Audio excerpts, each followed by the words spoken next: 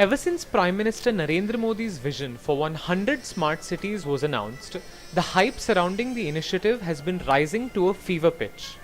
In continuation of the extensive dialogue, the Smart Sustainable Cities Technology and Innovation Summit was hosted at the La Meridian on the 18th of March 2015.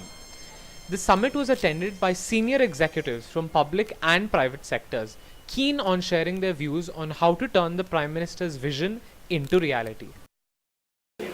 When you talk about sharing infrastructure, I look at it from the two perspectives. One is, for example, fiber. Fiber is a key component. If you don't share it, if you don't put it from a future perspective, and if you do not include the sharing into it, I don't think so we can go where we want to go. We will not be able to achieve the purpose which we want to achieve it with these smart utility services. So sharing is a very key component. Similarly, same thing happens from the tower sharing side, for example. If city has to look good, even the building the tower, their essence should be the best or the good, which means there should not be more towers, there should be less towers. But then it should be shared so that the users can have that facility. So in a nutshell, very critical and very important. Most certainly, infrastructure was the buzzword throughout the conference.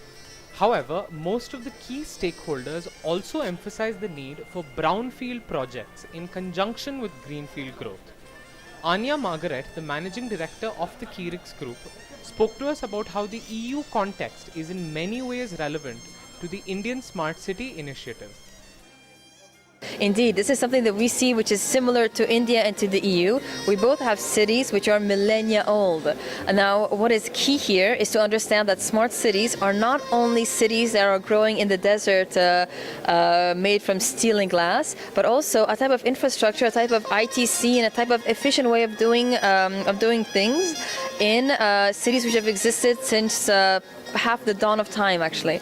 What's most important for us is to understand that we do not want to destroy any heritage. We in the EU do not like the idea of destroying cities or making them into construction sites. Even cutting down a tree is a very delicate issue. Yeah. And we see that India has a similar culture in this sense. And what's important is to realize that smart cities are not about the new technopolis, futuristic cities, but about making what we have already work better. Inevitably, the emphasis on connected infrastructure also increases the security burden on communication channels. The government has partnered with UT Starcom, a major player in the telecommunications market, to meet these growing security challenges. Yeah, most of these communication networks are always secure, the telecom part of it. Even the government has put lots of restrictions on what can be imported, what are the features, what are the regulations that you have to pass through before getting these products into the network. And there's a huge penalty of about 50 crores for any instances of malfunction or malware entering your network.